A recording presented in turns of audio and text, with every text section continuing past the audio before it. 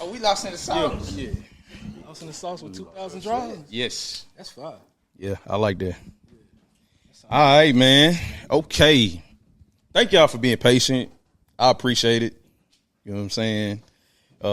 It's a process to do all this, and I'm a little bit of a perfectionist, so appreciate y'all patience with me. And shout out to Mike. So Shout out to you. yeah, hey, Shout out to you, brother. yeah, man.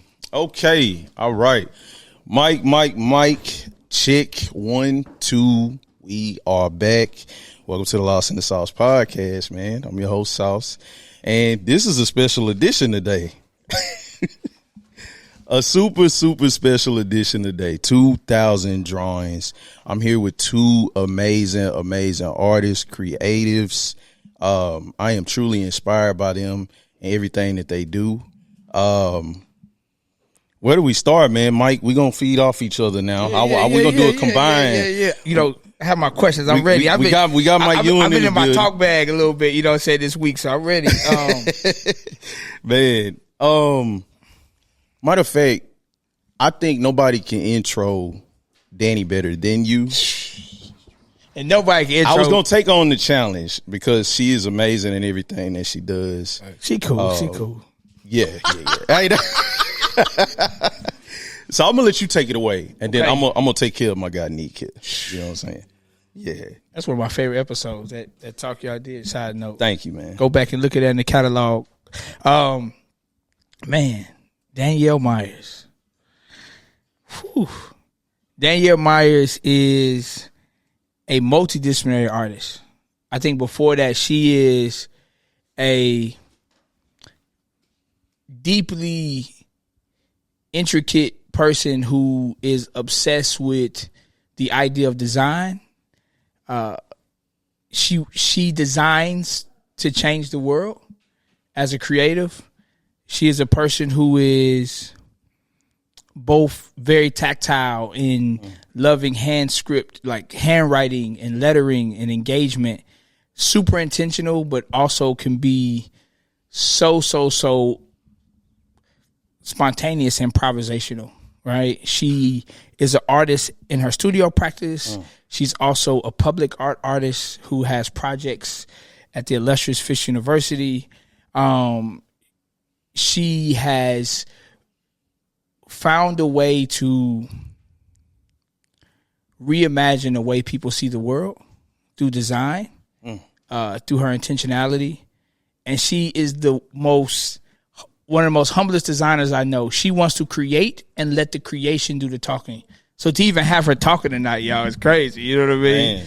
But I think it's really important. So Danielle Myers, people. Danielle Myers. Can we give her a round of applause, y'all? Yeah. Oh, we got a live audience, man. We got a live audience.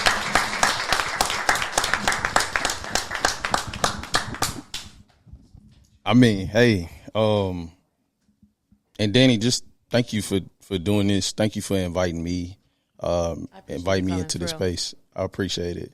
We'll get into it in a minute, but this is amazing. Like just this idea itself and flowing through the creative process. But thank you. We get there. Man, this is my guy right here, man. Me and his brother connected, man. Man, what is it about? Like a nickel now? How many years now? Yeah. For sure. Yeah. So about, man, when I first was starting this podcast, man, I didn't know what I wanted to do, how I wanted to go about it. Connected with this brother, and he helped me start essentially my creative journey. Like he poured into me what creativity is and how you should go about it and how it's no rules. You know what I mean? And thinking outside the box and challenging yourself. I'm forever grateful for that. You know what I mean? Inspired by this brother, everything that he has done. Man, this is the 2025 feature artist at the Frisk. It's amazing. It's amazing. Project Uplift. Very proud of that. This brother accolade list is long. I mean, everything that he has done, it's incredible. Ladies and gentlemen, it's my brother, YOUNIQUE. Hey, can we get a round of applause, y'all? Oh my God! Hey, we getting them there. Yeah, there we go. I appreciate that. Sauce. Most times they have that. That's why they have that applause sign. We need the applause sign. I need that applause. If y'all feel moved at any point at this time, shout, say something, interject, throw in a question. My God, that's it, man. This is a free space, man. So let's kick off the inception of this incredible event, 2,000 drawings. I don't even know if this has been done before. Other than yourself, the challenge of two artists or whoever you select, is that right? Yeah. Whoever you select for this particular event is taking on the challenge of rendering 1,000 drawings a piece within a 24-hour span. Yep. Incredible. How did this come about? Where did this start? And this is crazy. I mean, it is crazy. People keep telling me how crazy it is. This came from a dream, actually. I had a dream that I did 1,000 drawings last year. And when I told my daughter about it, she was like, you have to do 2,000 drawings. Because it was 2024. And she was like, you need to do 2,000 drawings in 24 hours. And I said, yeah, no. And so I met this brilliant woman named Nia Smith, who I did it with last year. Within 5 minutes of meeting her, I was like, hey, you seem cool. I had this dream. And I did 1,000 drawings. I need somebody else to do the other 1,000. She was like, I'm in. Mm. So we did it last year. And then I knew based on the popularity of it that I would want to continue doing it. And so I reached out to Nick and was like, would you do it with me? And at first he was like, mm-mm. Yeah, I declined at first. Yeah, no, he was like, no, I'm good. I'm good. And then I offered to somebody else. He was like, you know what? Actually, now that you've offered to somebody else. Yeah. I don't draw fast. I take my time. Yeah. I don't like to microwave anything. So when you're thinking about doing 1,000 drawings and you got to do one for a minute, nah. At first, nah. But I mean, we all kind of collaborate together closely a lot, so it just made sense. You know what I mean? Like it's one of those things where it's like, man, who else are you gonna do it with? You know what I mean? Yeah. So I had to. Yeah.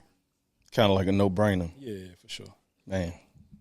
So I wanted to go back to a little bit, Danielle, because you were talking about kind of how you prototype ideas. And yeah. I think that's important to kind of tease out a bit is that, talk about your approach. You were talking about the last kind of iteration was like the beta test. Yeah. So what have you learned or how did you approach like even thinking about this before we even bring in a new artist? Like how did you think about how you're going to engage this experience this time? I mean, I'm extremely critical of myself as far as like programming is concerned. And so last year I took notes as things were developing and how I would fix it for this year, make it better. I'm very big on testing things out before I promote. And so last year I didn't do any promotion for the event. We still had a large crowd because Nia was promoting on her end. But I knew that I had to get the kinks out before I promoted anything in the future. And then, Dominique is extremely meticulous and detail-oriented, so the two of us were able to collaborate on the promo for this event really well. Promo's crazy. Can we talk about that? Like the promo is crazy. Like, yeah, can we dive into that? Like, what was the think tank like? How did y'all approach how, all the little details that we see here is very strategic and meticulous.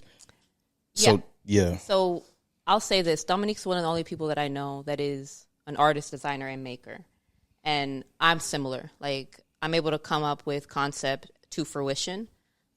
He's able to build things. I build things too. And so our brains work similarly, even though our aspects or our vantage points are very different. Mm-hmm. And so we had some debates back and forth on what the designs were going to be. But once we landed on something, it was interesting. And also he likes sampling a lot, and I always kind of go off the dome. So it was cool to have two different perspectives come into an equation. Yeah.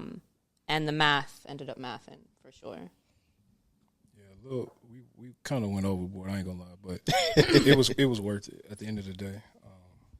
What'd you say? Ask me tomorrow. No, I think that's really. I got to witness on a call with y'all, right? And that was that was a wild experience. Yeah.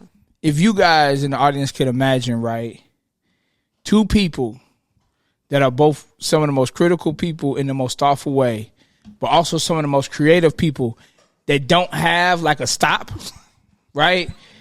Like they don't have a stop, right? Danielle will be like, "Oh man, we need a pencil," but no, it's in pencils. Wait, but the pencils have to have a special metal with an eraser that comes from, you know what I mean? And then Dominique's the same way. Unique's the same way. It's like, hey, bro, I'm going to do this. I'm going to put a painting on the wall. No, you have to walk in the room and it has to feel like a painting and the textures of the floor. So it's like, I say that in a beautiful way because I think in a world where you see so many times kind of a polarity of like, you always have somebody like, that's too much. The Debbie Downer. Yeah.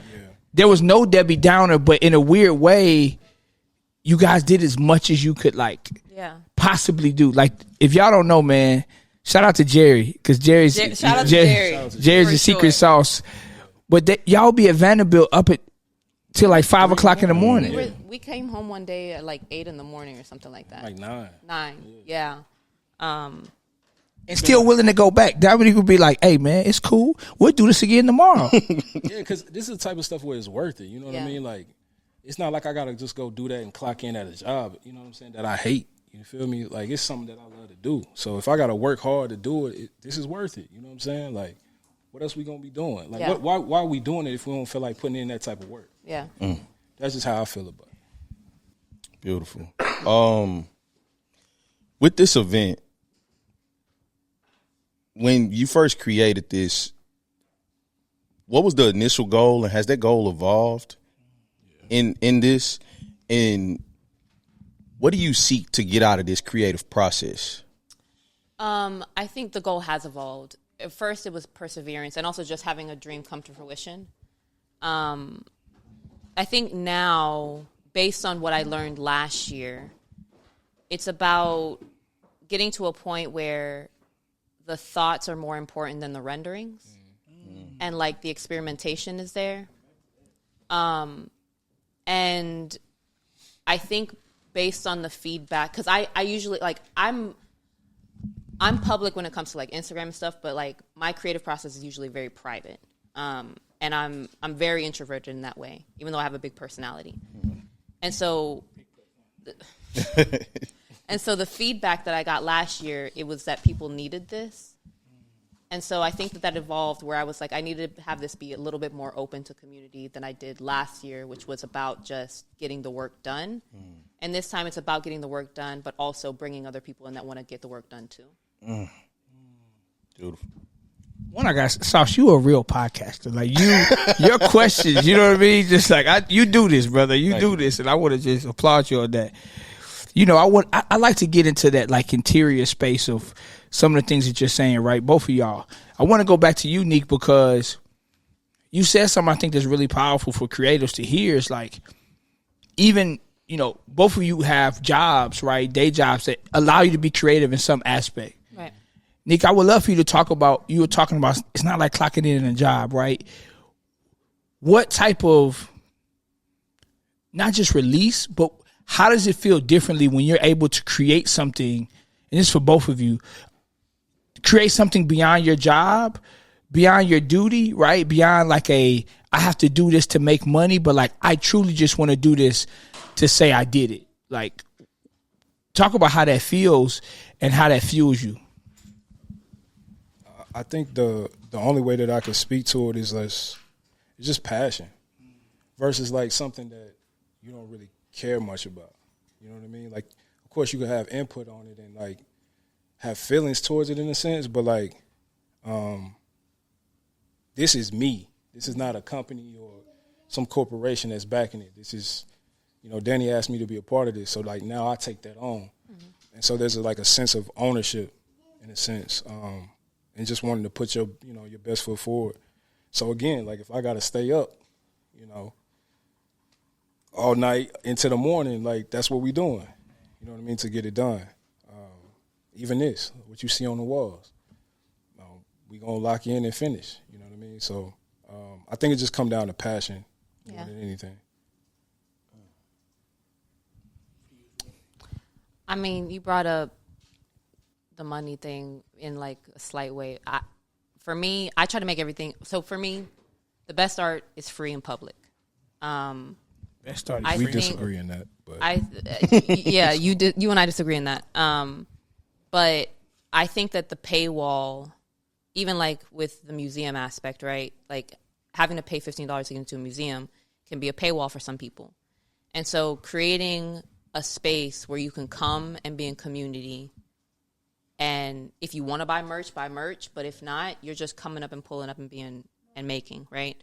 Or you're watching other people make. And that's really important to me. And that's why I work in the public space. Like a lot of my pieces live in the public domain, right? And are accessible for people to engage with.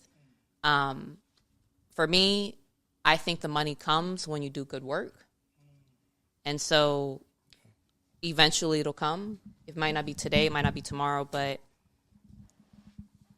I think that that's the reason that I do what I do. It's just because I got to get the idea out, and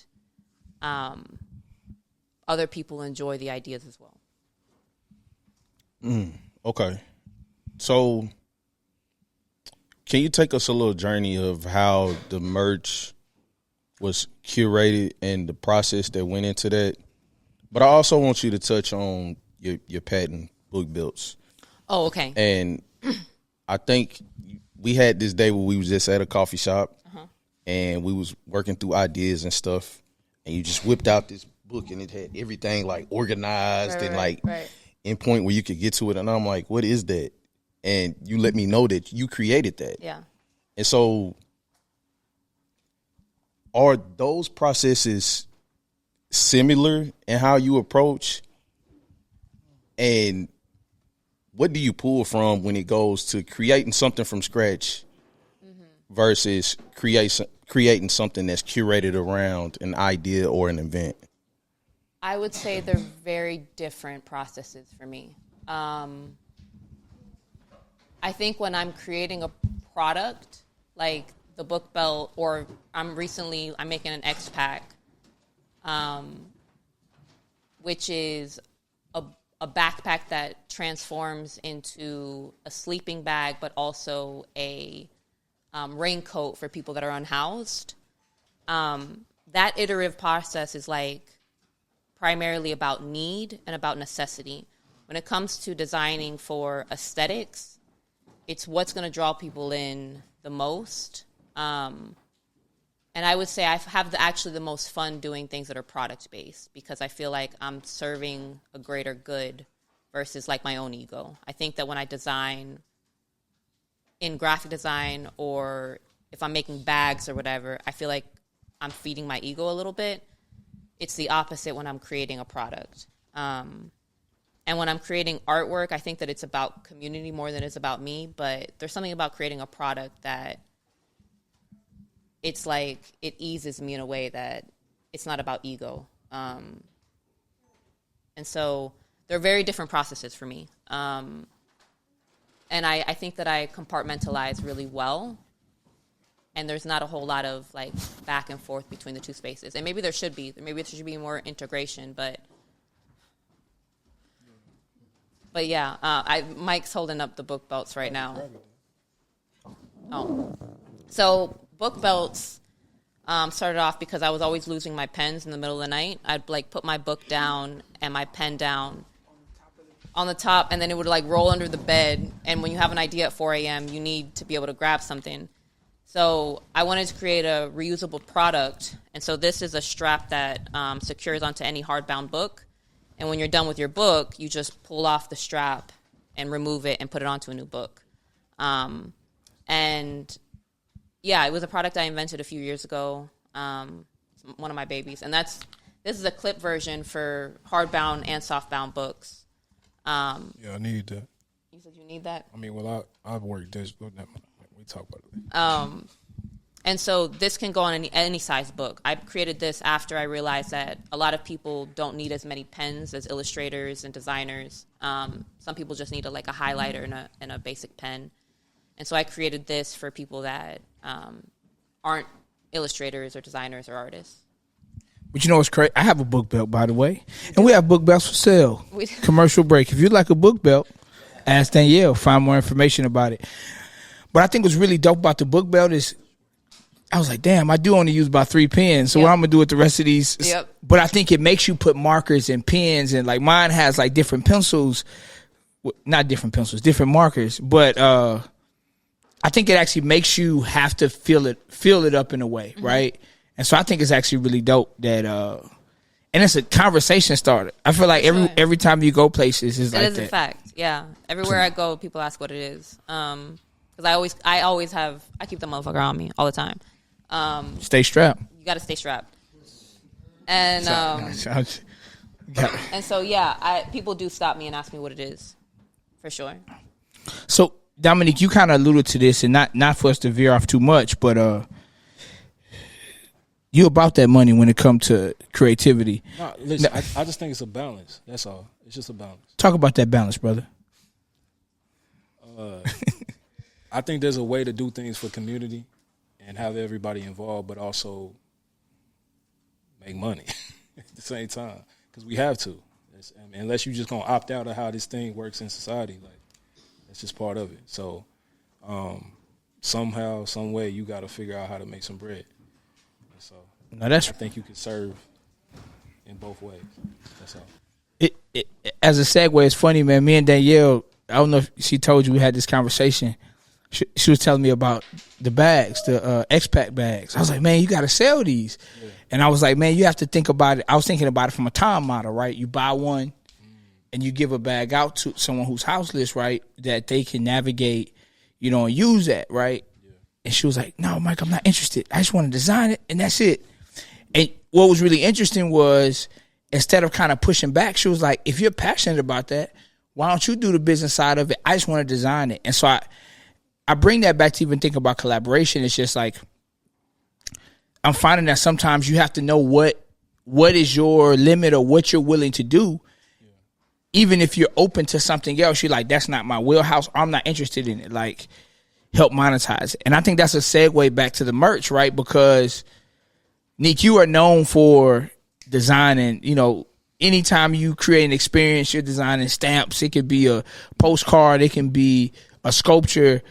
What was it like for y'all working together to create the merch, which is on sale today if you would like that as well?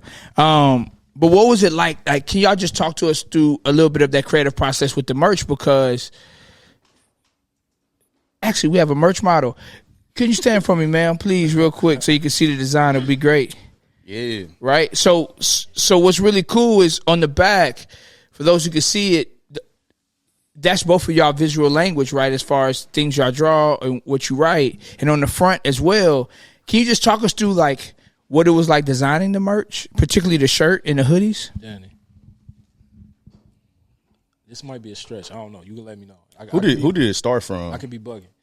But when you asked me to be a part of this, did you already know merch was going to be a part of it, or was that? No, it was because you were part of it. Okay, that makes sense. Yeah. He wanted to hear that. I see it. I wanted to make sure okay. before I say, because Be affirmed, brother. Be affirmed. It was you. No, yeah. I think I knew. First of all, I know what you mean to this particular area as far as in the art world. Like, people respect you and there's reverence there. I appreciate that. And since I've known you, I had been able to witness how you mix design, making, and art, right? It was very similar to me. And so I knew merch would be an interesting thing to do with you, which is not something that I did last year. I wasn't even interested in it. Why? It's because I was working with you specifically. Like, I just knew it would be an interesting process to design, because we have similar aesthetics, but mine's a little bit rougher than yours. Like, you think we have similar aesthetics? I do. I think that you and I have similar aesthetics as far as, like, what we are attracted to. I just have more of a raw version to yours. That's why the camouflage pants on that. That's why that rugged, no limit energy. But yeah, I would say, and even in our editing process, like I will just post a video raw, and you will go in and chop perfect timing, right? I'll spend hours. If I have to, I'll spend a week on a video. I will spend 4 minutes on a video, and whatever y'all get, y'all get. That's crazy because that actually speaks to how we're doing this. Yes. Yeah. Honestly. Yeah. Can you talk like through that? Like, I see how in your creative process, I wish I could get a camera over there and show it, but like yours is in a sense almost completely different than Neek's. Neek's is very like angled, structured. Like that's how he likes it. And yours is more like free. Yeah. I even see on some of those, if you was inspired by a word, you put a word. Yeah. Like, we're looking at the drawings for those who wonder. That's what we're looking at. I would consider myself a lettering artist before anything else. Mixing poetry, writing, and lettering is really important to me. I think words, I always get clowned on because semantics are really important to me. Like we all got into an argument the other day. We should have that discussion. We should not just an argument. It was an argument that was like 30 minutes long, and then it stopped. Paused for 5 minutes. They went into a different room to do a different task. The argument continued for 35 minutes. They didn't even do the task. We were there. It was like 2 a.m. I was like, oh my God. To create. So it wasn't just a little mini argument. So, like an hour and a half long. Semantics are really important to me. I think that words have definition for a reason. So we're not going to get into it? We can get into it, but we don't got to get into it. We can, though. But I'll say this. Like, I just want to get the idea out. I don't really care how it looks. I think Dominique has aesthetics are really important to him. He don't play, man. And for me, it's about the concept more than anything. And so, as long as the concept comes through, I've done my job. And also, these are drafts and sketches for future ideas. And that's all I like. For me, it's just about getting numbers on the board. And Dominique's more about like making sure they get into the basket. That's how you sold me. Championship rings. Yeah, that's how she sold me on doing it because right now I'm doing soul study, which is all about like just getting stuff out, not being a perfectionist. And she was like, oh, this plays into what you already are doing. Because I take so long to do things sometimes where it's like, just get stuff out, bro. Yeah. Everything don't have to be a masterpiece. And so when she like framed it in that way, I'm like, oh shit, like, yeah, I probably should do this because it's a nice exercise for me. And so I've probably been as free as I've ever been doing this. That actually makes me really happy to hear. Yes. Yeah. Can you say that again? Can you go a little bit deeper? That was a poetic line right there. Because you said this process has been freeing. Free as you ever been. Yeah. Not just just because like I'm super critical of myself when it comes to art. Like I like poking holes through stuff before anybody. So if you come to me and say something, it's already done been through that. So if you see it, it's already at the place where it's like you really can't say something unless you just don't like it. You can't really say it's not strong or whatever. It's that's already been worked through. Quick question with that. So just because I think it's all she may be alluding to this well, it's like the technical part of it. Does it feel kind of raw or like weird that people can look at your drawings right now? Like when you're saying that you're like a perfectionist. I don't feel weird about it because I understand what it is. Actually, people being here makes it easier. Can you talk about that a little bit? I think that we had this conversation the other day where you were saying that like, oh, I don't care about the audience seeing anything. And I was like, yeah, that's kind of bullshit. No, what did I say? I said, I don't care about applause. That's what I said. And I was like. And you went, actually. Because if that was the case, you would never put anything out. And he said you wouldn't publish anything. Yeah. And I said, you're right. So I think part of like putting work out, of course, is like the audience being here. And though these are not like masterpieces or anything like that, it's just cool to see people like witnessing you doing your thing. Now let me ask you this. I want to kind of riff off of that. If you were to only have one on the wall, would it be considered a masterpiece? Do you think that because we have 1,000 on the wall, that's why you're saying that? Not quite 1,000 yet. Listen, we there. Hold on, say it again. Like the Virgil thing, where he's like, if you put a tin can in a white wall, right, versus in a garage, that thing then becomes a masterpiece. If you only had one of these on the wall, on a white wall, it depends on which one. Oh, well, okay, fair enough. No, I'm just saying, it depends on which one. Yeah. That is a good segue to like So the way this design, right? Y'all have different prompts. Yep. Right? And how long do you work with each prompt? We pull a new prompt every 15 minutes. So every 15 minutes. So far, what has been the prompt that has been the most surprising? For her, it's got to be those gestures. Look how many you knocked out. Or the figures, my bad, the figures. Was it a gesture drawing prompt? What was the prompt? No, it was called figures. And I think that somebody pointed out to me that I start off very technical, and then there's this like degenerative process that happens with my work as I go. They almost become like morphed. Yeah, they become morphed into nothing almost. And so Generative kind of a word. You get. I agree with that as I looked at them. And I'm very iterative. So for me, I can do the same concept over and over again. There'll just be minor tweaks. And then something weird ends up happening, which then I really like. And I think that, what was it? The cassettes. The cassettes started off as cassettes, and then they started off as eyeballs. And then somebody came up to me and they were like, I really like your like cassette person. And so I think the one that was most surprising for me, though, was the do-rag, because as I was doing it, Amanda was like, that kind of looks like, what'd you say, George Washington's wig? And I was like, that was not. But then because of that, I started writing like 1776 and three-fifths is a person and stuff like that based on her response to it. And so she was part of the like. That's head ass for real. It is. Listen, That's very head ass. But sometimes the audience will say something and they're like, oh shit, I didn't see that lens. Like they've changed the vantage point, right? They changed the prism to where you see a different side. And so because of that, it kind of pushed. And then we also had a moment where we were doing the plug and I drew the outlet and she was like, you were in my head because that's what I was wanting you to draw next or something like that. And I said, girl, that's that Pisces energy. We were just on the same wavelength. But I think that for me, the most surprising one was actually the do-rag. Come on, do-rag. What about you, Neek? The ones that were like crazy, I skipped. So wait. What you mean you skipped? I skipped a lot of them. Yeah. He attempted the left hand. I think the left hand you was like. I did all those. That was cool. I think, you know what? That probably was the most like surprising one. Because I realized that like, oh shit, I'm actually kind of still nice with the left hand. I didn't. Do you draw both hands? No, hell no. Like nice. For real? No. Okay. Well, it's funny for me with the left hand. That's my favorite prompt, by the way. And Dominique gave it to me last year when I was doing the last year one. That's dope. Yeah, it's my favorite prompt. But what I found funny was I try to draw so bad with my right hand that when I switch my left, you can't tell the difference. Like, damn. Yeah, like I purposely draw. Is that a compliment to yourself, or is that just the observation? It's just like I'm actually really good at rendering, and so I try to like dumb it down as much as I can because I feel like it's about the iterations for me.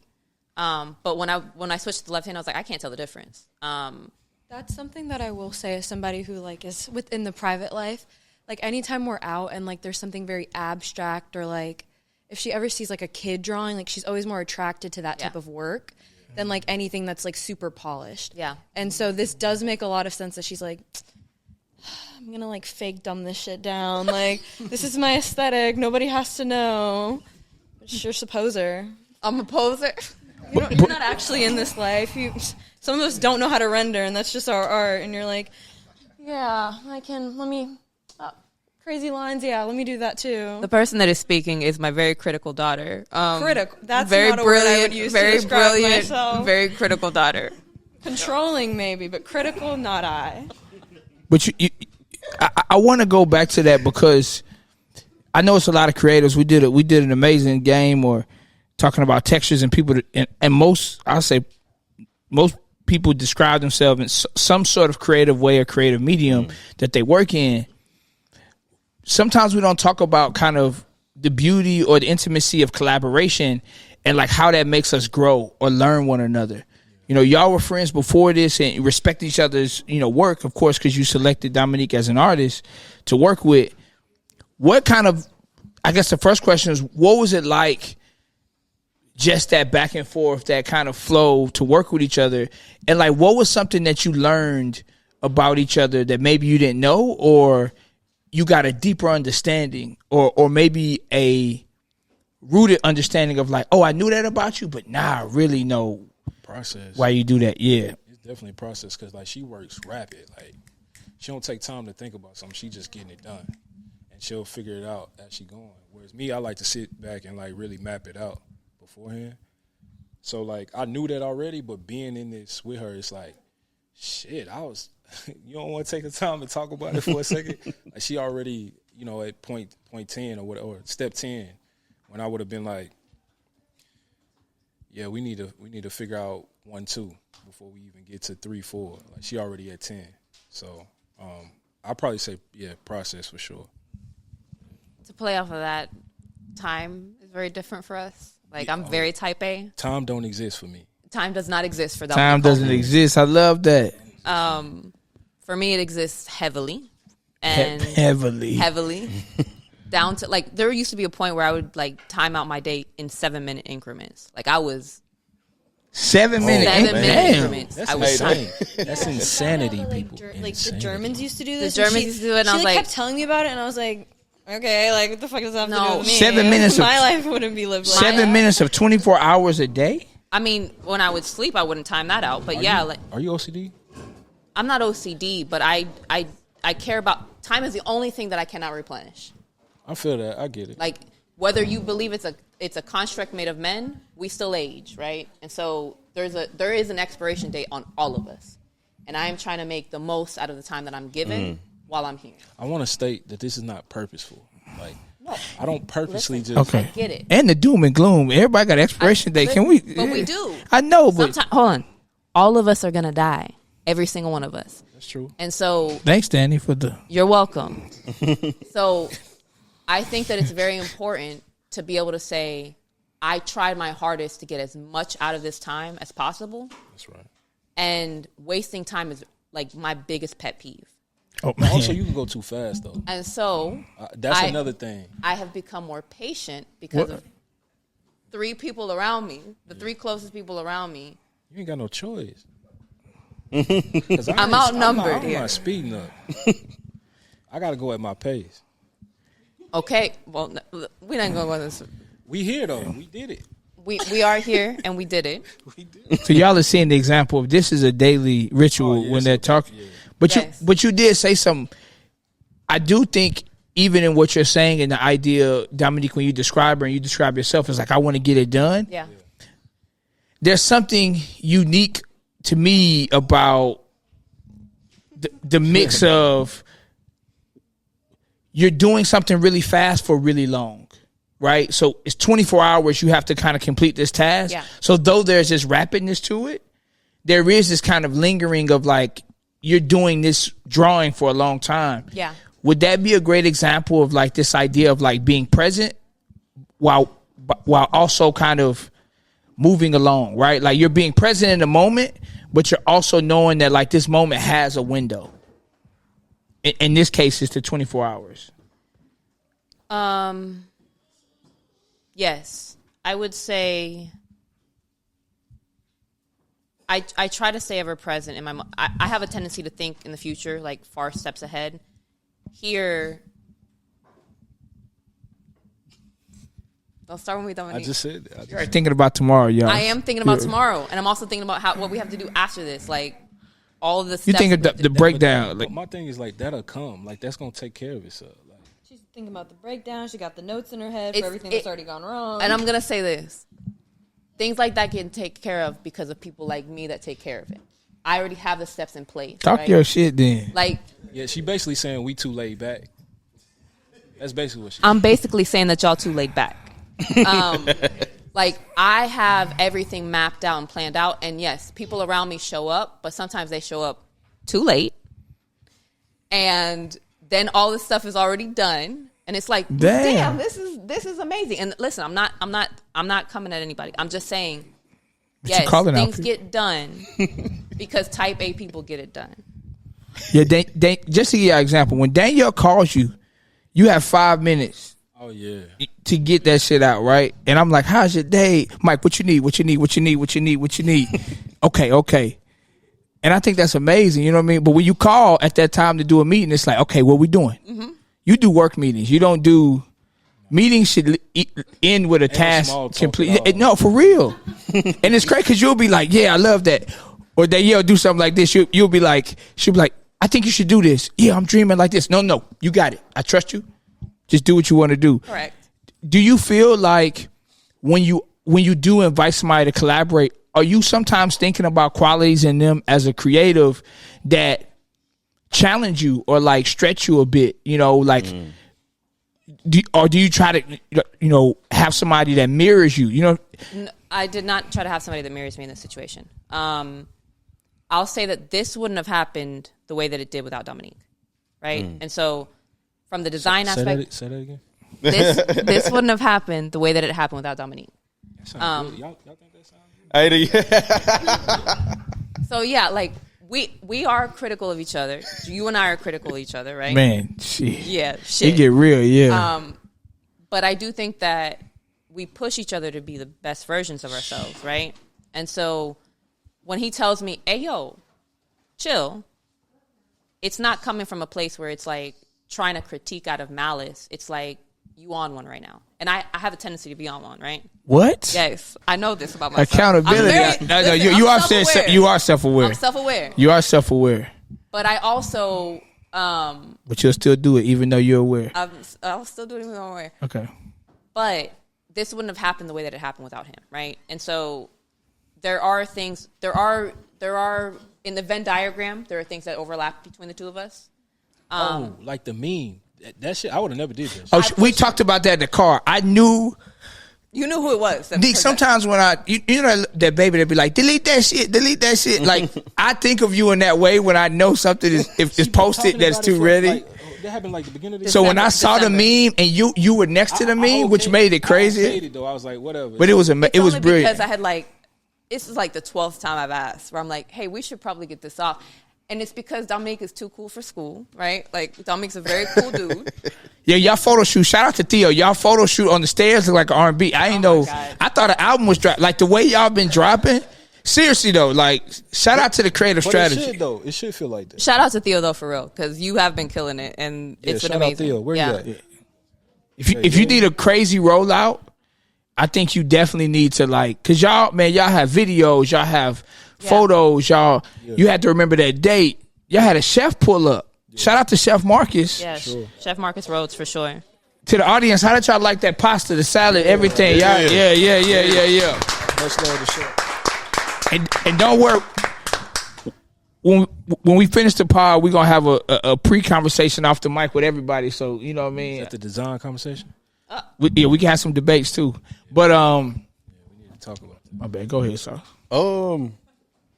I did wanted to open the floor at some point if anybody in the crowd had a specific question from like your experience today. But while we do that, y'all just let me know. Y'all just raise your hand or something, and you know what I'm saying, I can kind of get y'all over here. And before we jump into questions, if that's where we're going, I do want to say that it is not lost on me the fact that you guys are here at 1:00 in the morning. Yeah, that's fire. Sitting and having a conversation. Yeah. TSU homecoming. 2 o'clock. 2 o'clock. 2 o'clock in the morning. I'm going to sleep after this. I'm sure you are. I told you we were going to hit a brick wall. But we good. We got like 200. But no, I just want to say thank you for pulling up, first of all. And like, this is why we did this, is like to create a space for community to just interact and create and not think about what we're actually rendering and just doing. And just figuring out like cool shit that comes from what we're doing. And so I do want to like say thank you to everybody that's here and everybody that came earlier, and everybody that's coming tomorrow for sure. I want to say that, like, I want to thank y'all because my week's been crazy, right? And I got a bag with a cover. I got a pillow. You know what I'm saying? I got pajamas. I'm going to change it to later. You know what I mean? But it was amazing because, like, you think about on a Saturday night, you're going to pull up to the club. Like, I'm like, man, I'm pulling up to community to, like, support two amazing people. And it's like sometimes that turn up of just like drinking and like to be with community. Like, I'm imagining this is just like what you would want at the club, but you could actually talk to people. Right? Like, you don't have to buy a drink, you know, for like, you know, like you feel like you stay in the club too long. Like, I need to buy something. I need to do something. Like, you could just be and like y'all setting that intention made me know, like, I know what I'm doing this weekend. You know what I mean? Like, I knew that, like, TSU homecoming, that's cool, right? But like, I wanna be here because I think what y'all have fostered is not just a community, but like a sort of presence, right? Because even watching y'all is like a performance art, like of intention. You're seeing, like, you get to watch somebody. In many ways, it's almost like you're projecting what's on your mind. Like, like I get to see how your mind moves, and I think that's really dope. Yeah. And you can kind of see that on the wall just throughout these sketches. And you can kind of, almost in a sense, I feel like I could like feel where y'all were going even through the progressions of each prompt that y'all were doing. But I kind of want to ask a question to both of y'all. My question to y'all is, what's y'all superpower? And what's inspiring you? Or inspire. Let me generalize it and broaden it out. What inspires both of y'all, and what's y'all superpower? I think my superpower is, as boring as it sounds, I think it's logistics. Being able to go from point A to point Z in my brain of how things are going to plan out. I'm glad you cleared that up. What you mean? Like, just how you broke that, because at first I'm like, what? Yeah, like I know how to map things out time-wise, and also just how things will play out. Yeah. I think the second part of your question was what inspires you? What inspires me? I think there was something that used to happen where I used to get aggravated, and it was like the creative consciousness that we all kind of get into, where I feel like you're like, damn, I just thought of that, and this person like published it before me, right? But I think tapping into that now, I think there's like a moment where it's like, I feel like I'm tapping into somebody else's psyche, and I'm getting deeper into where we're supposed to be. And so I think that's what's inspiring me right now, is like, somebody will come up to me and be like, I just had that thought. And I'm like, that's just because you and I are connected. That's all it is. And I feel like that's been happening more and more often. And so I think that, I'll give you a perfect example, just real quick. I had a dream probably about a month ago recently, where I was at MIT getting my PhD. And I woke up and I was like, I have no desire to get a PhD. Dr. Myers, I like that. But I looked up just to see what type of programs they had. And one of it was on linguistics, and the other one was on poetic justice. And I was like, okay, maybe. So my homie came down. He's at Yale right now. He came down and he was like, we were talking, and I had a meeting right after this. And I was like, I had this dream that I was at MIT getting this PhD, and I looked it up, and there was this program for poetic justice. So this person walks in and I'm supposed to meet. And he's talking, he's like, I was at MIT, and I started this program called Poetic Justice. Wow. And I said, wait, what? Come on now. And I was like, no, you don't understand. I was just having a conversation about this 2 minutes ago. Wow. And he plants these trees, and if you know my work, like, I've really been focused on, and I want to be a tree. Like, at the end of my cycle, I want to become a tree, right? That's a real thing. It's a real thing for me. And turn into a chair or something after that? If I fall over, you have to turn me into something that's useful. And so I was like, you don't understand. Like, there's something here that has pulled the two of us together. Wow. And so I do think that more and more I find myself having these moments where there isn't a such thing as, like, coincidence. Like, I am being pulled in a direction, and I'm trying to listen to that direction. And before, I used to get pissed off when I was like, stop trying to bite my shit. And now it's like, I'm being pulled towards you for a reason. I'm being pulled to this individual for a reason. I'm being pulled. Everybody in this room is being pulled into this radius for a reason. Yes, that's far. And so I think that that's what's inspiring me right now, is like this creative consciousness that we're all connecting into. When you say you got a background in ministry, I see it right there. I wanted to get. I was a preacher from 8 to 11 or so. Like, I had a little ministry myself. I could see you with like a Bible with a Bible belt with the book belt on the front of it. All the highlighters. Yeah. The Bible. Yeah. But we got a question right here. I want to give it to you. And then Neek. Hold on, we gotta. Neek's gotta answer first. I'm sorry. But Neek, don't forget your question though. Okay. Neek, go ahead. What's your superpower, bro? And what's inspiring you? mean, I guess from what I'm told and what I feel like I bring to a situation is calm. So I'd say like calm is like a superpower of mine. Poised. Yeah, for sure. It's rare that I get rattled like that. Not saying that I'm above that, it's just rare. But what inspires me? I think storytelling. I think people like really telling their truth in a way that's just authentic. I know that's like a word that's overly used, but yeah, I connect with that a lot. Beautiful, man. Beautiful. Go ahead, bro. Hey, what's up, y'all? So I'm Brandon. Been knowing Nique for about 4 years now, 5 years. Dude, you have no idea how much you and me think just alike. Oh my gosh, my wife would tell me in a heartbeat, yep, that is my husband right there. He will take forever and a day, but he'll do it a certain way and it's going to look good. And he will take forever sometimes to her disappointment if we got to be somewhere. I'm acknowledged on that. That's part of solving a problem is admitting when you messed up. But it's commentary than it's a question because you actually spoke on it. I'm going to say it again. To be able to be here in this space is such a blessing and so much you don't even realize sometimes, both of you. Because I just met you and I feel like, you could have, you and my wife would get along. Y'all plan so much and do it so well and so graceful. And I appreciate it. I'm glad I married my wife because of that.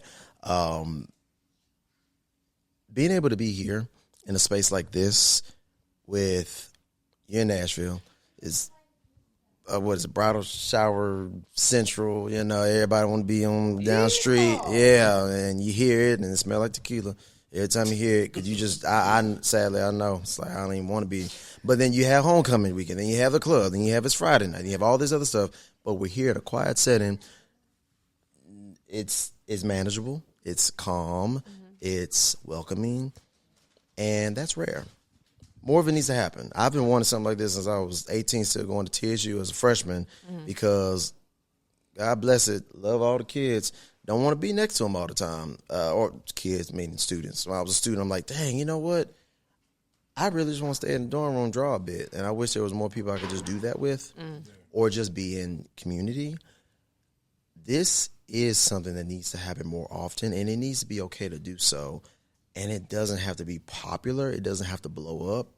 All these people here are people that want to be here. Right. And I'd rather be with this crowd than somebody who's trying to put on and spend $400 just to show off. Right. For what? You're not going to remember it in the morning. You might not remember it an hour from now if you got enough drink in your system. Now, I will say you can have a... Never mind. I mean, shout out Interlude for sure. Like, I feel like that's a great community event.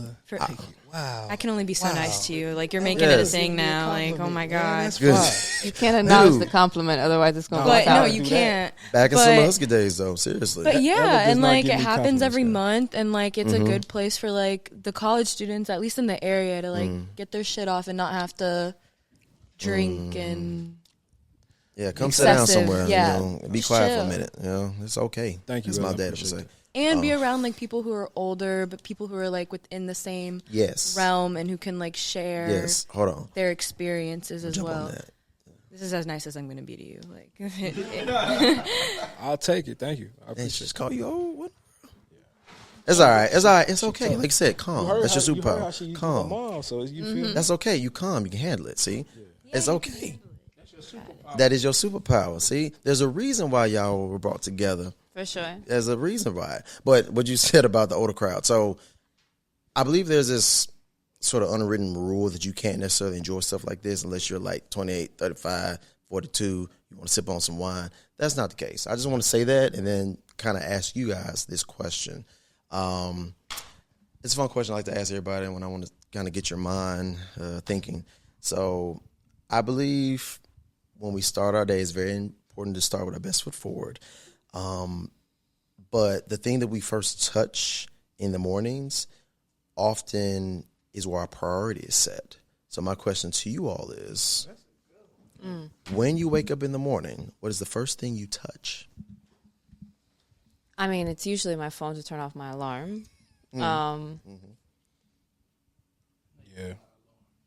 I do. I have a few alarms. Yeah. I said 3. You said 3? 3. Yeah. I've been in a very chaotic space right now, but I have this thing where I run a mile every day. And I'm on day 8. I have to look at the date again. It's like 860 or so.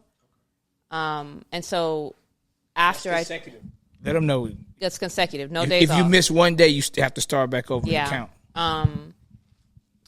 And so I can't speak to right now because this has been a very busy season for me, but I would say about a month ago, it was consistently just putting my shoes on and running outside every day. Yeah. Yeah. Other than my phone, I think it changes every morning. That's probably one of my problems, to be honest with you. There was a time where I was, I guess, more structured in that, and I kind of got away from it. So this is like a reminder to kind of get back on path with all of that. I'll say this. If I'm succeeding in one area, I'm failing in others. And so, like my room, I have piles of clothes in the corner, and it's just been really rough for me these last, I would say, month or so. But when somebody comes up to me like, how do you balance it all? I'm like, I don't. If I'm putting on a good performance here, it's because I'm lacking somewhere else. And so right now, I would like to get into more of a balanced thing where I was like 2 months or 3 months ago. I might one little thing, and I'm going to give it back. Well, technically 2. Maybe 3. It's all right. It's all right. You taking over this? We're in safe space. Everybody's welcome here. Nobody's perfect. I recently, I'm not trying to push this on anybody, but I recently have been going to bed reading the Bible heavily because of a devotion I had where it's the chronological, every day you read something to finish the entire book for the entire year. Okay. And it got real good. It got very good. And now I'm just reading more and more, learning about it. Like, oh, this is how people really act, and it's got me thinking. So, if it's not the Bible, it can be a book. Something that challenges your mind. A lot of times, something that challenges my mind is in books. That could be something that would really help. The both of you, I know you run.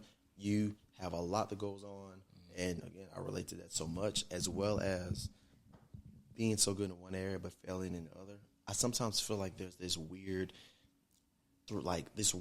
triangle in my life where it's like I have my 9 to 5, I have my business per se, then I have my personal life, which is my free time and everything else. Right. And it feels like one of the 3 is not so good.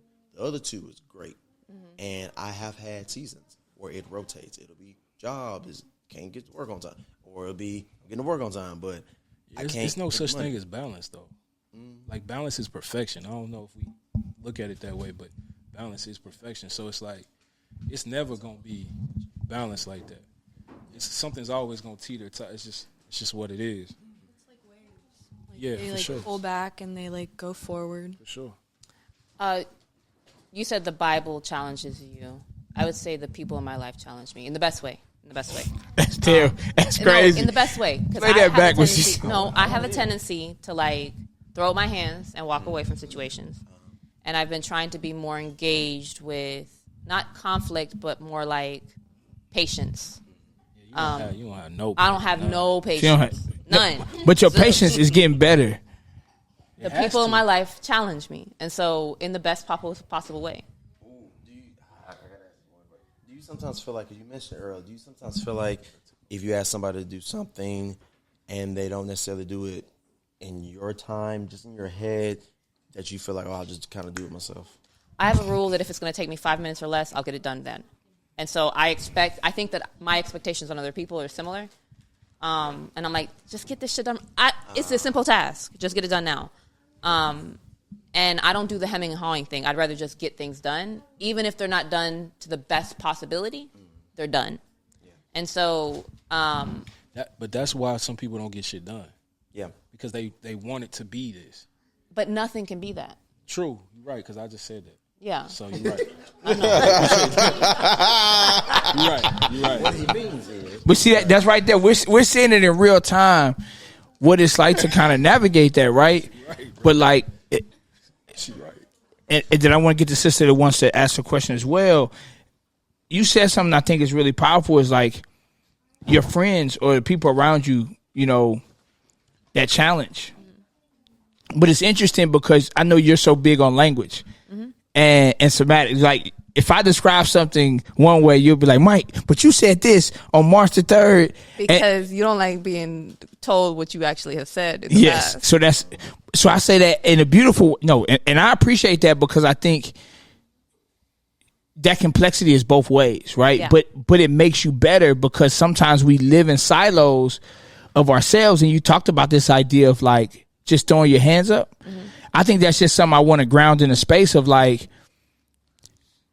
if I know that I trust you and care for you deeply, I'm willing to do the work to figure out like how unorthodox maybe our friendship is. Like you've helped me to like, I think when you have friends that challenge you, they give you a new set of perspectives. And one thing because you're such a language person, you have taught me the first thing you have to ask is a person's definition of a word. For sure. Right? Because, and we'll talk about that later at the after show, designer versus creative, whatever. But like language is important. And I think that like, I do want to ground that and say, I think that that's really powerful that you can speak to this idea of like, I welcome complexity in such a discarded culture right now. It's such a like, delete, I'm done with you. Like, you say one thing I don't understand and you're not deeply curious about the person and you're ready to be like finished with them. So I seem to choose and love the most complicated people, right? Damn. Like, no. And I mean this like in the best way. I do. It's become. It says a lot about you. It says a lot about me. Yeah. But I also think that because of that, there's this level of interest of trying to figure people out, right? Like if you're easy to figure out, then I'm probably not going to be interested in having a long-term relationship with you. It's just a fact. Like, I think that the complexity. You don't like basic people, huh? Who likes basic people? Do you like complex flavors, or do you like just straight vanilla? Right? Like you want to have layered things. I like vanilla. I'm more chocolate. Vanilla Well, we've talked about your We've talked about your palate. So Chicken, If I have a comment, man, I'm basic then, right? that's the, not basic. Basic. It's just chicken Okay. nugget. It's a chicken So- nugget spirit. That's what we call it. You know, no. you know that person that go to any restaurant like, do y'all have chicken fingers? I want. We ain't got to go there. No. We don't have to do it. I know I brought it up. We ain't got to do it. No. Now he been wanting to go there all day. No. I'm sorry. No. And language and Dominique Guys has gotta one of be- the most interesting recall on memory that I've I ever. thought she was finna go. No, that I've ever encountered. And I try to figure. I thought it was a photographic memory, and it's not. It's not. It's a memory based on interest. He's able to recall certain things in a picture based on his interest on whatever the subject is, and he's able to recall them to the highest level of detail, right? And so that in itself is an intriguing aspect, right? And it's something that is a complexity that most people don't have. And there's just this draw with certain people in my life where I'm pulling people in that either need the love that I'm able to give. Whether they're able to reciprocate or not is a whole other thing. But it's like this thing where we challenge each other in the best possible way. And we are mirrors for each other. And so I think that to your point of like earlier when you were bringing up relationships and the complexity of the relationships, I just think that I have a tendency to love complicated people. You said something, and I ended with this, is that one of the dopest things I think we experience is you're like, Mike, I'm a fixer. Yes. Right? Yeah. And I remember someone taught me this tool. They were like, when you get on the phone with somebody, ask them like, is this a monologue or is this a conversation? Mm-hmm. Like, do you just need me to listen or do you actually want me? And we talked about that one time. You're like, all right, Mike, before you start, do you want me to fix what you're about to tell me or do you just want me to hold space for you? Yeah. And I think I just say that as a proof of concept of like, that's a critical thing where it's like, you're doing something that you think is of service of the person. And the person may just be like, I don't actually want to, I just want to vent. And so I think that goes back to language. I just wanted to illustrate one point that's like how do you be curious about a person and still meet a person where they are? Like, I understand this is something you're going to naturally do. Mm-hmm. So instead, let me make sure I get consent before I do it. So yes. I think that's dope. And I think that there's just always this assumption that the reason you're calling me is to fix your shit. Not you specifically, but like anybody that calls Most times me, I am calling you lately is because to do so. But, and so I just automatically assume, instead of being thoughtful in the beginning, because I am so like, let's get this shit done. That you hate when I call you and say, how are you doing? I'm like, Mike, what do you need? Yeah. And it's not that I don't want to have that conversation. It's just, you and I are vastly different in that way, right? You are super, you like to handhold and walk people through things and have conversations, and you're very empathetic. You and I talked about it. You grew up with a family that had a wheel chart of feelings, right? I had 2 feelings. I was allowed to have joy, and I was allowed to have anger in my house. And so for me, it's like, what do we need to get to, right? Let's get to it. You're like, are you feeling elated today? Are you feeling joyous today? And I'm like, bruh, what we need to do? So you and I have very vastly different perspectives on everything. And so I also hold space for that, because I'm like, this person is far more emotionally intelligent than most people, right?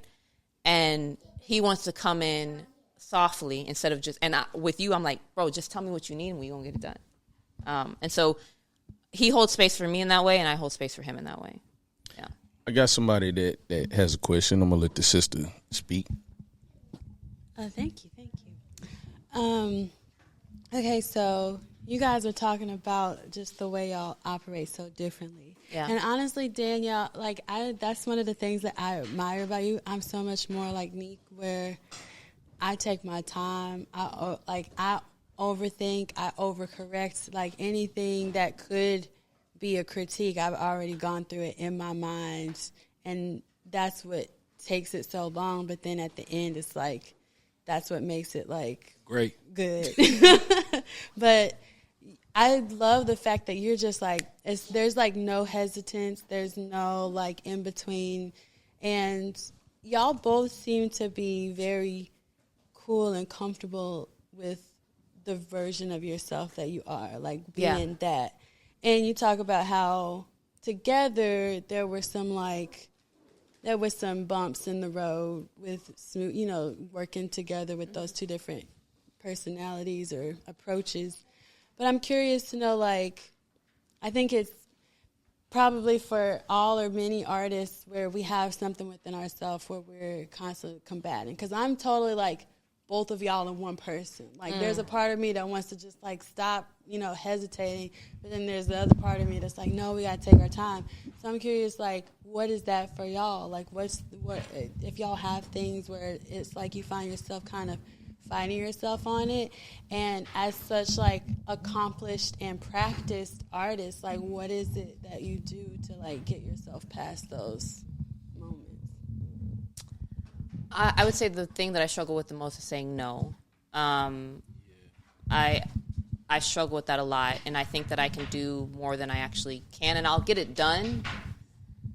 But there's things that I should have just said no to a lot of the time, especially big projects. I'll say that there's something that Dominique recently said to me that kind of, I was like, damn, he's right. And it's that, yeah, I can get things done quickly, but he's like, sometimes you get it done so quick that you haven't realized that you're actually making your workload harder, because you didn't take the step back and say, oh, there's actually an easier way, or research an easier way. I'm just like, I know how to get this done, even though it's rugged and it's going to take more manual labor. And he's like, there's an app for that that'll get it done in 10 minutes, and you're about to spend 4 hours on this. And it's like, I'm just used to like working analog, first of all. And he's very much more digital than I am, I would say. Yeah. And then, so that was like a moment where I was like, I need to self-reflect and just maybe ask more questions to other people, because I'm so used to doing everything alone that I just get it done. When there's usually somebody that knows how to do something better than me, I just don't like asking for help, like at all. At all. At all. I'm going to say for me, I don't even like doing things if it got to be done fast. Because I know how I operate, it's not going to be done to my highest ability. So I'll say no, I can't do it. Just simple as that. So you'll say no, and I won't say no. And so maybe that's the blend of the two personalities. I just don't work well like that. I slow cook. It's just what it is. Now I can hit pockets where it's just coming. Ooh, I'm here. But most of the time, that's just not how it comes. So knowing yourself in that way is just. I don't know if I answered your question, but. Not really, but I like the answer. Yeah, like what I tussle with. I appreciate that. No, it is times where I wish I was more like how she operates, right? But at the same time, like when I'm 32 years old, I ain't never operated like that. So For sure. I can do things to speed it up when I need to, and that's great to have that. But at my heart, I move how I move, so I just kind of got to accept that. And I wish I could just walk into a room and be cool, calm, and collected. And that's not just how I move. Like, Dominique can walk in, and he's just like the cool guy in the room. And Danielle's not the cool guy, like, at all. You are cool, though. You are cool. No, cool, I'm weird. No, I'm weird, and people that are cool think I'm cool. I'm cool adjacent. I'm cool adjacent. But you know, you're like, when you talked about logistics as your superpower, I think your super uniform is your jumpsuit. Like, every time I see you now, I'm gonna be like, there goes logistics woman. You know what I'm saying? Like with like an L on your chest. You know what I mean? Because that's your superpower. Because you have this walk about you. Everybody know. Me and Nick, we joke. If y'all don't know, with Danielle is like in a certain mode. This how you know Danielle is in work it mode. She has these tights that have a pocket on the side. And that phone is in that pocket, and she's like, okay, let's go. And it's like her hips is a little bit higher when she's walking, and she's just moving. But it's beautiful to see, like, both of y'all's process. Like, Nick, when you actually thinking, like, you can tell you're really taking your time. Like, you'll be like, or the way you watch things. I've seen you, like, we'll watch a video together or something, and you're, like, really absorbing it. And I can tell you're, like, same thing with you, Danielle. That little nod, I always think of it like a coach in a huddle. Danielle be like, yep. And I can already see, you can almost see the little steam coming out her ears when she's thinking, when you say something to her, she's like, I'm going to use that later. I'm going to save that. Put that in the file folder. Put a title on the file folder. Make the file folder a color, and then put that file folder in another thing. So it's dope to see y'all both in process. But, man, so you probably feel the same way. It's like hearing y'all process, I think, is so important because, and I think that's what you were touching on, is like kind of more of like, what do you deal internally? Because sometimes we never know what people are dealing with in their head. Yeah. You know what I mean? Because you can present in such a way that's like an armor. I always think of it like a duck, right? Like on top of water, it looks so graceful, but then under it's like that motherfucker is them feet is flapping. So I think it's really cool, and I thank you both for your vulnerability in the process, and I think it helps other creators because I think when you're vulnerable, even if someone doesn't relate, you make a person have to now think about what it means for their practice in their life. So I really think that this pod, shout out to you, Sauce, is going to really help people. And it's going to be a great archive to see how much y'all have grown 10 years from now when you go back and watch this and say, do I still feel this way? You know? Yeah. Sorry. You're good. I hope that I can say this eloquently and clearly because it's been a long talk, a long podcast episode so far.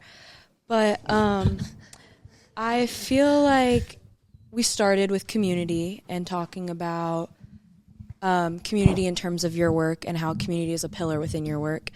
And like Mike said at the very beginning, you could have done this event privately. Yeah. And so I had a lot of questions. I've been annotating on my legs. So my first initial question, and we'll kind of start there. Actually, no, we won't. I lied. Mike also said something that I was like sitting with, that you're reimagining the world through your art and through design. And I had this thought that I was like, we all started out with like community, right? Like saying community to be safe, having like these cultural exchanges, and like community being so important.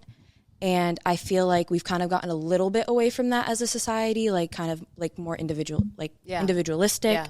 And it's so interesting to see like your work go through this, like your work and also your process go through this very like community-based, like deep-rooted experience for both yourself, that I feel like your personal community inspires your need for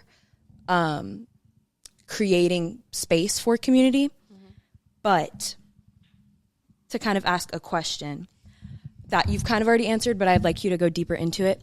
How do you feel community either influences or inspires you when creating, and when creating for community, like outwardly, for both of you guys as well? Because I feel like you guys have such you guys sync in really interesting ways and like have really similar processes and ways of thinking, but then you guys are also very like dualistic and like opposing when it comes to these things. Yeah.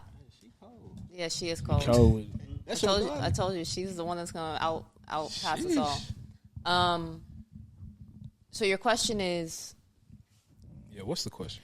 So specifically for you, because I only know like your work so like to such a certain level, but specifically for you, how do you feel like your personal community that you have, like of creatives, inspires and influences your need and desire for communal art or community public like event? Like how do you feel like it influences and changes your way of thinking when mapping these things out, and like this desire for like these creative spaces for making? I think that I try to be a conduit for people that don't know how to get things done, right? And so there are certain things that I think community or the community as like a collective is looking for and needs, but they don't have the technical way to get things done, right? I'm really good at technician type shit. And so if somebody comes to me and says, I need to do something like this, I can already map out how to get it done. And I can try to figure out how to get it funded to get it done, right? Come on, get and that so money. I think for me, when I have a tendency to make things that decenter myself often. Like I don't put myself in the middle of things. Like the Wildflower Project was not about people, and it wasn't about me. The Perch at Fisk was something that I thought was cool, but I wanted it to be something that was about a place to sit and reflect and then take off with ideas. And so I think when I create or when I communicate with community, it's not about me. It's about getting the thing done. It's about fixing the problem, whatever the problem is, in quotes. And so I think that's why I do it, is like, none of this shit's about me. Like, I think that I have an idea and I like to implement it, but I could have done this in my room, right? I could have done 1,000 drawings in my room. And I think that it's just one of those things where I know that there are people that need things because I need things out of other people.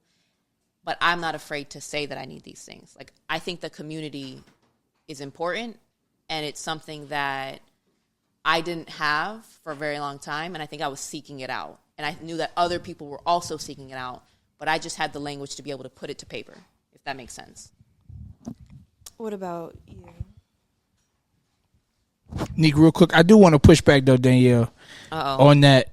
And I think Nick, you was going to jump on that, too, is that, like... I'll try to pick my battles, but... I would say... Go ahead. Decentering yourself is not always, like, a great thing. Okay. Even in your answer, you decentered yourself. Yeah, that's what I'm saying. Because, like... It's about us. It's about us. But it is, though. But the question was about you, and you went... And I'm it's really not great about at funding me. things and figuring out how to do things for other people. I feel and you, though. I get you, but... But, you know, one thing I think you said, which if you kind of re-engineer, you said... One of your ending things were like, I do these things because I know I need these things. And I think if we say that again, when you say it's not about me, I think it's very much about you. But it's about you in a way of like, I know I need this. I know that this thing could, in the world that I understand, this could be valuable. And how can I now make this value public to the world? So I do think that like creativity sometimes can feel... It feels weird when we say it's self-serving, but I think sometimes being self-serving, like being so intentional about a special need or thing that comes to you and then making it more universally accessible, still is rooted in you. though it is universally so accessible. Here's what I'll say. It's not okay. Let me pedal that back for a second. Yeah, it's not all about me. Come on. Okay. Come on. And when I brought up before the collective consciousness, I know that other people need the same thing as me, right? There we go. And so I don't want it to be about Danielle Myers. I want it to be around the circle, the radical circle that we talked about yesterday, right? This idea that we are all kind of needing the same thing. And I just know how to get us there. Like that's my other superpower, is like the logistical aspect of getting us there. And creating a space that people actually want to engage with. Okay. I'll let you make it with that. Nick, go ahead. Do you want me to repeat the question? Yeah, go ahead. Okay, because you looked over at me and you were like, I got lost in what you said. I asked, how do you feel community, whether it be like your personal one or a more collective one, influences or inspires you creatively?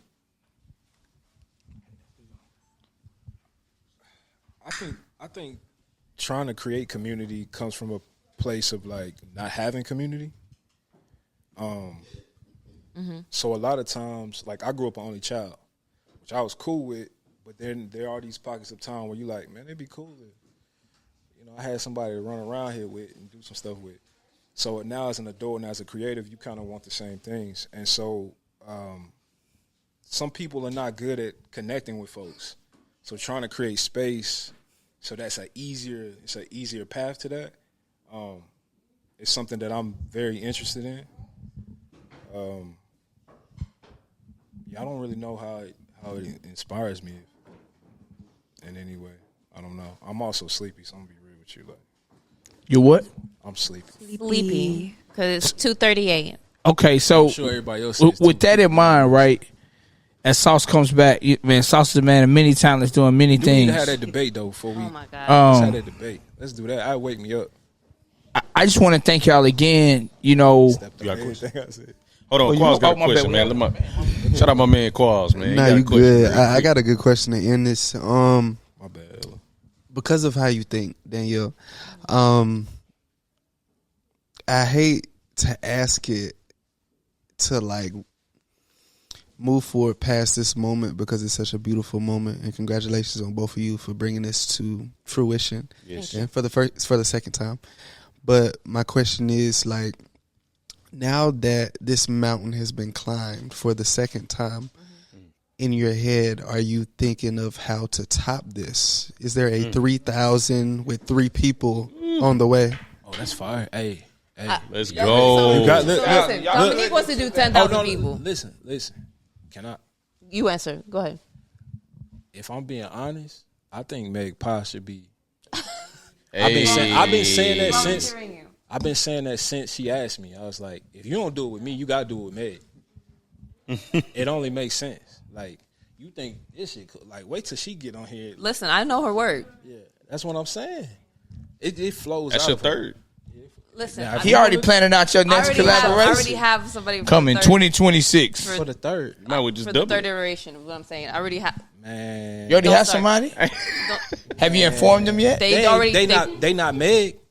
Oh, that's crazy. They not Nick, Meg. you gotta relax. You gotta relax. No, they not Meg. They're not Meg. I'm standing on Listen, that. They ain't Meg.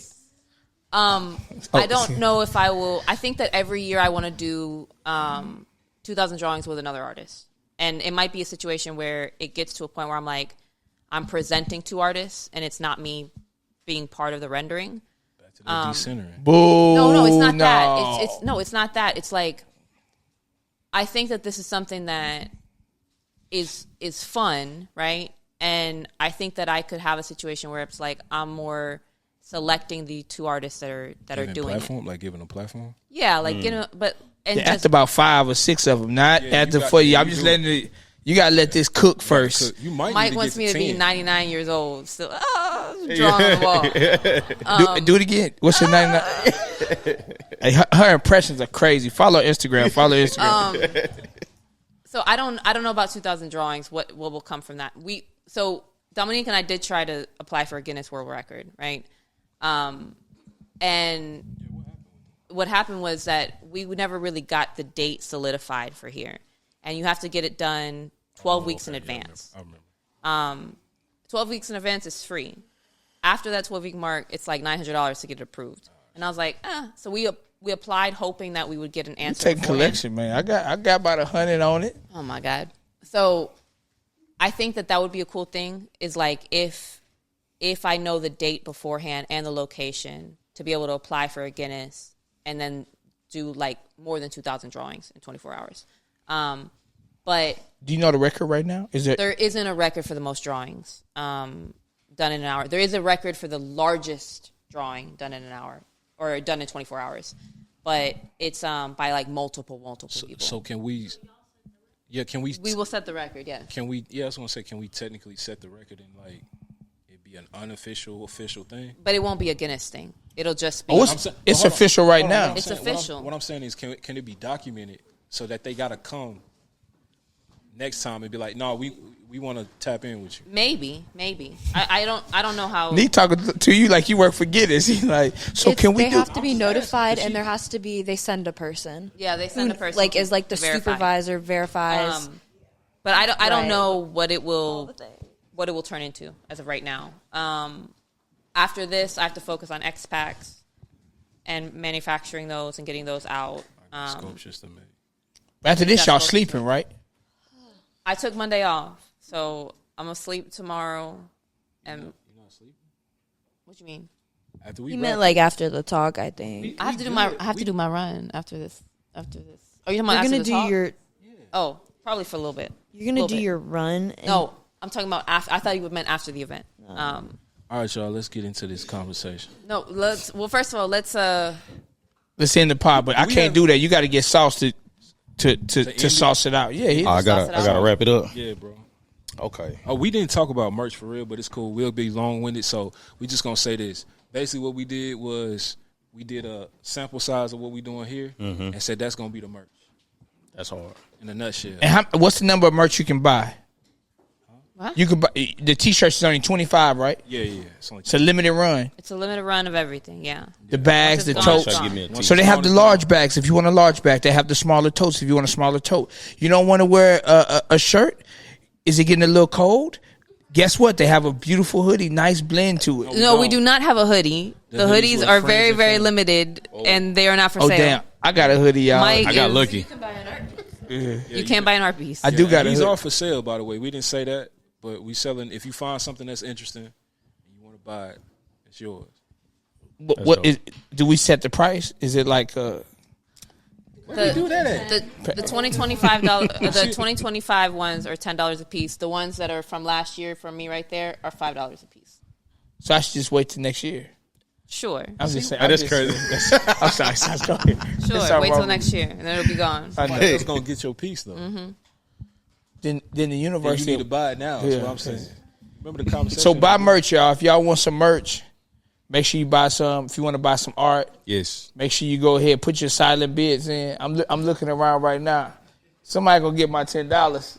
Doesn't mean I gotta buy from both of y'all. Somebody gonna get my. Actually, I got $20 cash in my pocket right now. Why you be doing? Never mind. This man be acting like he broke. I'm broke, baby. What he say? I'm paid in full. I'm broke. I got my 20 right now. Anybody want to match my 20, 20, 20, 20, 20, 30, 30? Go ahead. I'm sorry. I got something too. I'm gonna make sure I give me a shirt as well, man. Danielle, you are amazing.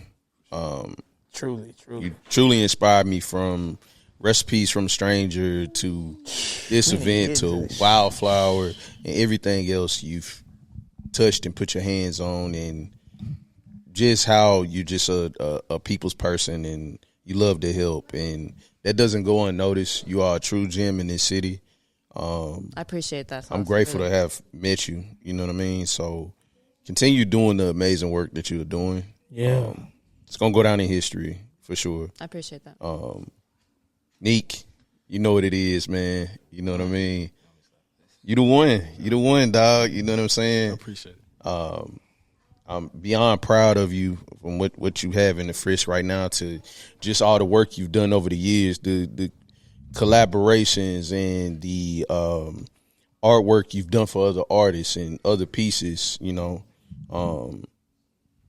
It's truly been amazing to have met you, bro, and share space with you.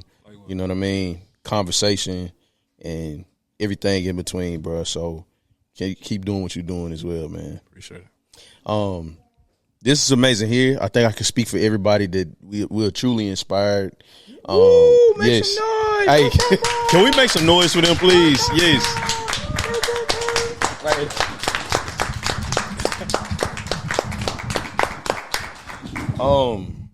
I do want to give y'all the floor. If it's anything you want to share with the people here and let them know, feel free to do so. But just thank you. Thank both of y'all. Speech.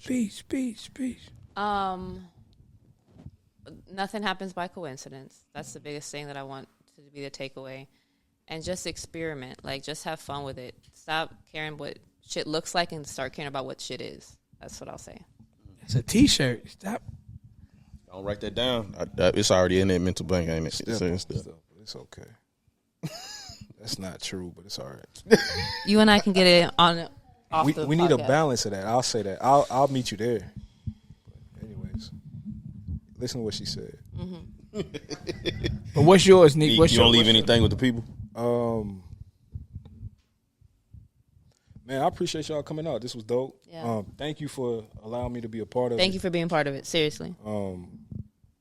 Watching it from afar last year, it seemed cool. I'll definitely be in the mix of all of the ones moving forward, whether it's just coming to support or whatever the case may be. Man, my biggest thing is I just want people to, like, do what you feel, man. Like, do what you feel. Don't worry about what nobody else doing. Do what you feel. Like, really sit with yourself and figure that out. And do that. Man, beautiful. Mike, any final thoughts? No, just, man, again, thank y'all. I think this is amazing. And to what you were saying, I'm excited to see what the future holds. Each iteration seems different, and because you're choosing someone particular. So I think it's really great that a project that came from a dream, like, to just sit with that is like, how many dreams are unrealized? And what if you weren't obedient to that dream, right? Like, we wouldn't be here right now. All of us would be in some other place in the world right now. And so, like, when you think about how your obedience to a dream, your obedience to a vision creates community is so much bigger than yourself, man, I feel like you inspire us to think about what are the things that are designed for us to create community that can inspire other people and really add impact. So thank you for dreaming. Keep dreaming, and I'm excited to see the next dream that you make true, make real. Beautiful. Ladies and gentlemen, let's give it up. She funny as hell. Make some noise for Danielle. Let's go.